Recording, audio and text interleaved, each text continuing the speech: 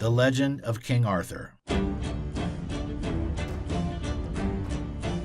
Warner had been working on a remake of the 1981 Excalibur for over 10 years. It was supposed to be directed by Bryan Singer and star Keith Harington, but the project never progressed from the prep phase. Then Warner wanted to create a movie-verse made up of 6 films, the first of which they entrusted to Ritchie. The director immediately immersed himself in Camelot spirit, as he had been nursing the idea of an Arthur film for the past 5 years anyways. For the 4th time, he joined forces with Lionel Wigram and wrote a script combining his own ideas with the magical vision of the studio.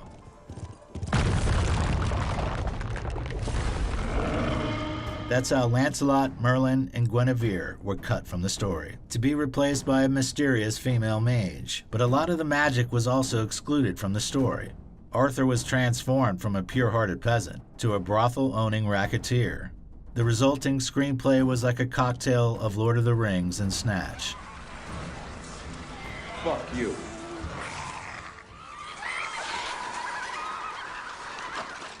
You know of what I speak, Gandalf.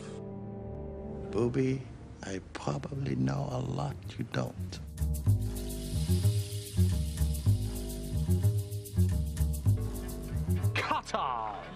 Guy had 3 candidates in mind for the main role. Henry Cavill was the main contender, followed by Jai Courtney and Charlie Hunnam.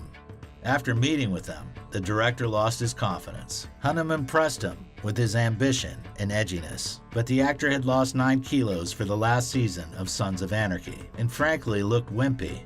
This worried Ritchie so much that at the auditions he kept asking Charlie about his body, to which Charlie finally replied, "Listen, pal, you sound concerned about this. Let's just forget the audition, and I'll fight for the role. Just bring those other chimpanzees in here, and whoever walks out of this room gets the role." Are we gonna work out or no? Ritchie liked Hunnam's enthusiasm and promised him that if he acted as well as he bannered, he'd get the part. The next day, the director called in all 3 candidates, no, not to fight, for a combined audition, which left him without a doubt that Charlie would play King Arthur.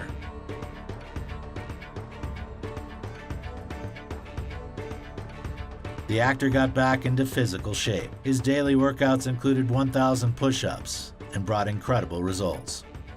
To prepare for the emotional aspect and street version of Arthur, Charlie imitated the Irish UFC champ Conor McGregor by watching his interviews and fights for hours on end. In my mind, I thought maybe I could fight Conor McGregor, but You thought? I don't think it would go too well for me. To play the antagonist, Guy invited his colleague from the Sherlock films, Jude Law. We had a deal. The project was also joined by Eric Bana, Jaimin Hansu, and Game of Thrones stars Aidan Gillen and Michael Mickleham. Now tell me a story about a girl called Lucy, a Viking called Greybeard, and some rebel graffiti dirtying these walls. Are you writing a book? For the female lead, the director chose Astrid Burgess Frisbee.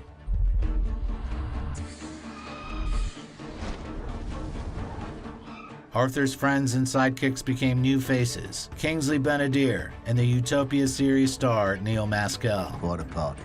The scope of the picture was awe-inspiring. In order to find the perfect filming locations, Guy and the whole team drove around all of Great Britain. Someone gonna tell me where we're going? The miniature Londinium was made up of a few real-sized streets, with mind-boggling attention to detail. It took over 2 months to construct the city. I've got to tell you, this is brilliant. Good, thank you. It really is. The caves, underground lairs of the rebels, and the king's castle. The number of props defied the imagination and helped to avoid using a lot of computer graphics, which was still used for the wide shots, magic, and the fantastical battles.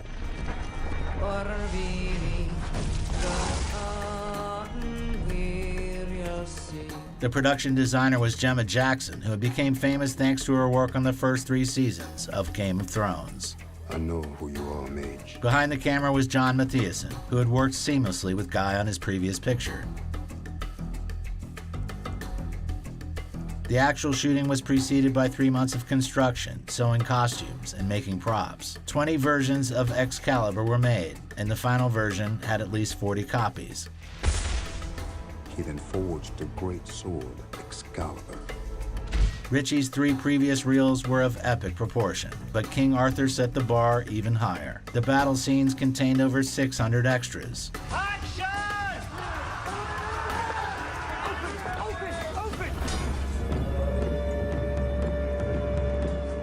One of the main sets was literally filled with water several times, and then turned into the main rebel camp.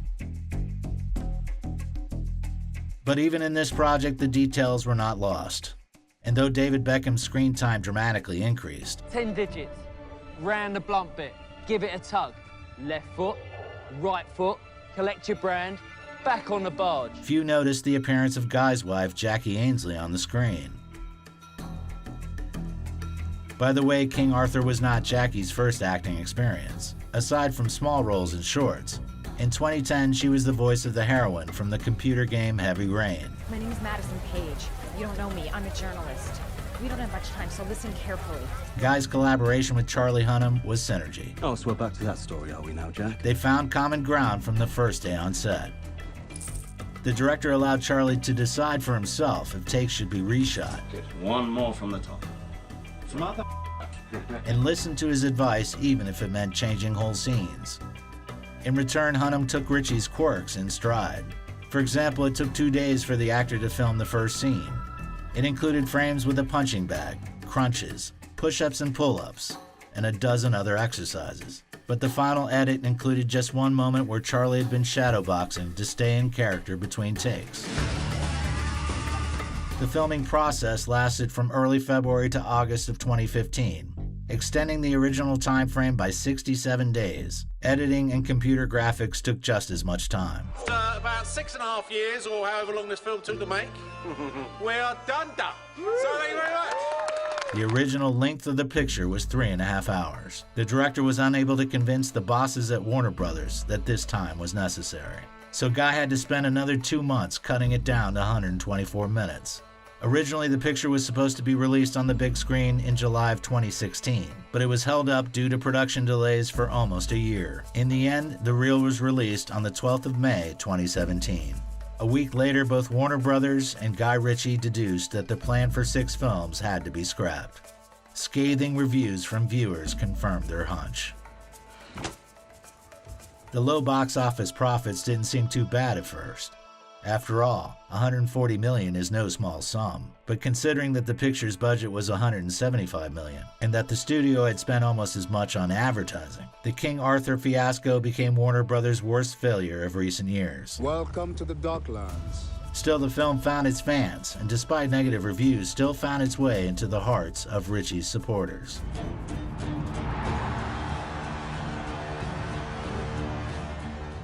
Hey, do you like our work? Let us know with your like and comment. Push that subscribe button and share with your friends. If you want to support the project financially, become our sponsor on Patreon or YouTube sponsorship. Thank you.